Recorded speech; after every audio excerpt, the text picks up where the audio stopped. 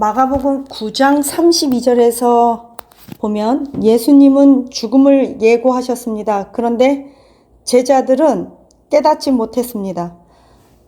깨닫지도 못할 뿐 아니라 예수님이 죽으시고 부활하실 것에 대해서 묻는 것 자체도 두려워했어요.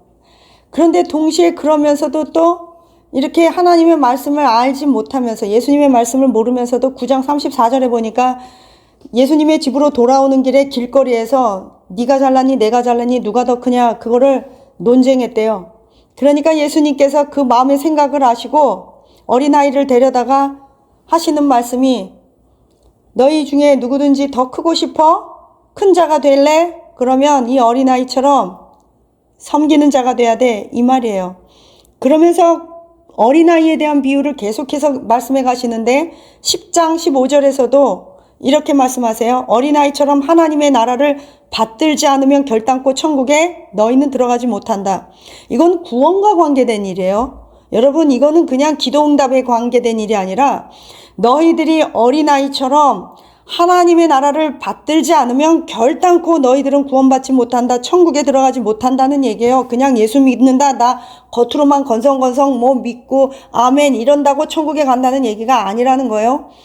어린아이처럼 하나님의 나라를 받든다는 것은 동기가 순수해야 되고 겸손해야 돼요. 믿음이 있어야 되고 순수하게 믿어야 되고 전적으로 하나님을 신뢰해야 합니다. 그리고 자기의 힘으로 안 된다는 것을 인정하고 하나님의 은혜에 의지하며 신뢰하고 나아가는 믿음이 있어야 된다는 거예요. 다시 말하면 무릎 꿇고 겸손히 섬기는 자가 돼야 된다는 거예요. 예수님은 계속 예루살렘 입성을 향해서 나아가는 과정이십니다. 그곳에서 예수님은 사람들에게 넘김받고 십자가를 지고 죽기 위해서 가시는 과정에서 사람들은 첫째는 바리새인이 와서 공격하고 예수님은 귀신도 쫓고 병을 고치면 두 번째는 또 선수 교체해서 사두개인들이 와서 예수님을 공격하다가 12장에 보니까 또 예수님께서 성전 정화를 하고 나니까 이번에는 대제사장들과 서기관들이 와가지고 또 예수님을 선수 교체해가지고 또 공격하는 거예요. 네가 도대체 무슨 권위로 이런 일을 하니? 예수님한테 그러는 거예요. 하여튼 대제사장, 서기관, 사두개인, 바리새인들은 그 당시에 굉장한 정치 세력, 종교 권력자였음에도 불구하고 예수님과 늘 적대 관계로서 대치되었다는 것은 빌라도와 함께 이들은 정말 역사적 불운의 사람들이 아닐 수가 없습니다. 그랬더니 예수님께서 하는 말이 내가 무슨 권위로 하는지 내가 말 못해주겠다. 한마디로 이런 식으로 얘기하는 거예요. 무슨 말이냐면 대제사장 서기관들에게 나중에 예수님께서 이렇게 말씀하세요. 12장 24절에 보니까 예수께서 이르시되 너희가 성경도 알지 못하고 하나님의 능력도 알지 못함으로 늘 오해하고 부활도 없다 그러고 헛소리하면서 너희들은 종교 지도자로서 정말 이상한 것들만 성도들에게 가르친다 이렇게 말하는 거예요. 그리고 그 와중에 11장에 보면 큰 사건이 나와요. 예수님께서 무화과 나무를 저주하신 사건. 무화과 열매를 먹으려고 했는데 열매가 없어서 무화과 나무를 저주했어요. 근데 거기가 어디냐 그랬더니 11장 1절에 보니까 벳바게래요. 벳바게. 벳바게는 어디냐? 베다니와 예루살렘 사이에 있는 곳으로서 감람산, 즉 감람산이다, 감람유다 그러면 올리브유거든요. 이 감람산 부근에 있는 건데 여기에는 무화과 나무가 굉장히 많은 곳이에요. 그래서 벳바게예요. 벳바게라는 뜻은 무화과의 집, 무화과의 집이라는 뜻인데 그만큼 무화과 나무가 많았고 무화과 생산이 많았던 지역이에요. 그래서 이 벳바게에서 예수님께서 시장에서 12 제자들한테 하고 같이 베다니 쪽으로 들어가서 무화과 나무 열매를 먹으려고 했는데 없었어요. 여기에서 무화과 나무가 왜 그렇게 저주를 받아서 이렇게 뿌리까지 말랐을까? 예레미야 8장 13절이나 호세아 9장 10절에 보면 무화과 나무는 이스라엘을 의미합니다. 즉 겉만 무성하고 나무만 무성하고 외식하고 겉보기에만 멋지고 그런 것은 하나님께서 기뻐하지 않는다는 거야. 열매가 없이 그냥 외식하고 겉보기만 번지르하고 권위적이고 뭐 멋진 가운 입고 술이 달린 옷을 입고 막 그러면 하나님께서 기뻐하지 않는다는 거예요. 그러면서 예수님께서 이 예루살렘을 가는 중간에 또 성전에 들어갔는데 성전 안에서 매매하고 돈 바꾸고 비둘기 파는 사람, 비둘기 파는 게 나쁜 게 아니에요. 그 비둘기를 사서 예수님 하나님한테 제물로 바쳐야 하는데 제물로 안 바치고 죽이지 않고 다시 뒷구멍으로 뒷거래 해갖고 다시 장사치들한테 또 오고 또 사고 또 팔고, 그러니까 이게 복리에 그냥 완전한 이익을 취득하는 장사치로 변한 거예요. 그래서 예수님께서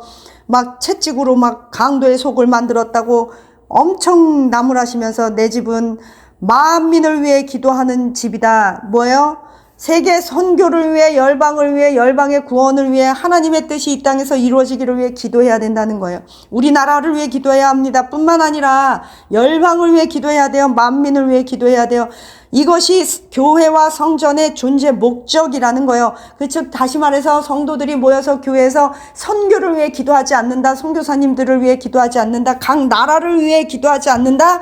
이거는 존재 자체에 문제가 있다는 거예요. 자, 그렇다면 하나님은 우리 각 개인을 성전이라고 부르십니다. 우리가 모였을 때 공예배, 공교회가 있고, 우리가 흩어지면 우리는 개교회, 우리 몸은 또 성전입니다. 성령이 거하시는 성전이에요. 그렇다면 우리가 개인적인 기도를 하고 개인적인 예배를 드릴 때 안 드릴 수도 있지만 정말 드려야 해요. 개인적인 가정 예배, 개인 예배를 드릴 때 선교를 위해서 기도하지 않으면 여러분 자체가 성도로서, 교회로서 직무유기라는 거예요. 존재의 목적을 상실했다는 겁니다. 여러분, 선교를 위해서 기도하는 것은 선택이 아닙니다. 하나님께서 여러분들을 성전이라고, 교회라고, 각 개인 교회라고 부른 그 목적을 상실한 거라는 거예요. 그래서 우리는 선교를 위해 기도해야 합니다. 열방을 위해 기도해야 합니다.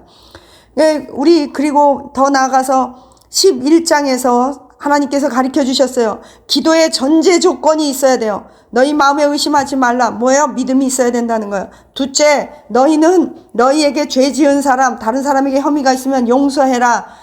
용서의 능력은 믿음과 따로 떼서 구분할 수 없다는 거예요. 너가 하나님을 믿니? 그럼 용서해. 너 기도 응답될 걸 믿니? 그럼 용서해. 그 사람이 사과하든 말든 상관없어. 그 사람이 너한테 와서 빌어야 용서다. 빌어, 네가 잘못했다고 잘못 시인하면 내 용서해 줄게가 아니에요. 그 사람이 어떻게 하거나 말거나요. 우리의 기도가 응답되기 위해서는 두 가지 전제 조건이 있는데, 첫째 믿어야 돼요. 둘째 용서해야 돼요. 무엇을 믿어야 하느냐? 예수 그리스도 이름의 능력과 하나님께서 우리의 기도를 들어주심을 믿어야 돼요. 그 믿음의 전제가 하늘에 계신 아버지께서 내 허물, 내 죄를 용서해 주실 것을 믿기 때문에 나의 실수를 아버지가 용서해 주셔야만 하잖아요. 그래야 우리가 구원도 받고 기도 응답이 있잖아요. 그렇기 때문에 그거를 하나님 앞에서 우리가 어떻게 보일 수 있겠어요? 내 형제의 과실, 그들의 잘못을 그냥 그들이 잘못했다고 하거나 말거나 우리는 용서해 줘야 네 기도도 응답 받는다, 이 얘기예요. 그래서 저는 저와 여러분이 하나님 앞에 기도 응답을 받기 위해서 믿고 용서하고, 꼴보기 싫어도 그냥 용서해야 되는 거예요. 사랑은 두 번째예요. 아니 솔직히 그렇게 밉상짓만 하는데 어떻게 사랑을 해요? 우리 마음에 감정이 없는 것도 아니고 우리가 바보 천치도 아닌데. 그렇지만 예수 그리스도의 보혈로 덮으시고, 아니 밉지만 복수는 하지 말란 얘기예요. 그리고 그것을 한 품지 말라는 거예요. 왜? 나를 위해서, 내가 복받고 내 기도가 응답돼야 되니까. 그래서 사람들은요, 11장에 보니까 예수님 예루살렘에 가실 때 뭐 하러 가시는지도 알지도 못하고 덮어놓고 호산나 호산나 다윗의 나라여, 뭐 가장 높은 곳에서 호산나 하더라 찬양하면서, 막상 예수님이 십자가 질 때는 에라 모르겠다 그러고 다 12제자까지 내동댕이 치고 그냥 다 도망가 버렸어요. 그게 누구만 쫓아갔어요? 막달라 마리아, 전에 7 귀신 들렸던 그 비참한 여자들, 또 예수님의 어머니, 또 12의 혈루병 앓던 그 여자, 그 여자 쫓아다니고 보면요, 하여튼 간에 여자들이 끝까지 쫓아다니면서 예수님 그 십자가 질 때까지 눈물 흘리고 장사 지냈는데도, 예수님 장사 지내서 이제 가망 없다 그랬는데도 안식일 지나고 다음날 또 기름 바르러 또 쫓아가고. 여러분, 우리가요, 그러니까 호산나 호산나 한다고 좋은 것도 아니고 어차피 내가 망하고 내가 줄 거 없고 내가 아프면 다 나 내버리고 도망가도 우리 예수님은 내 옆에 있어요. 사람은 그래요. 그리고 우리 가족이 있으면 감사한 거예요.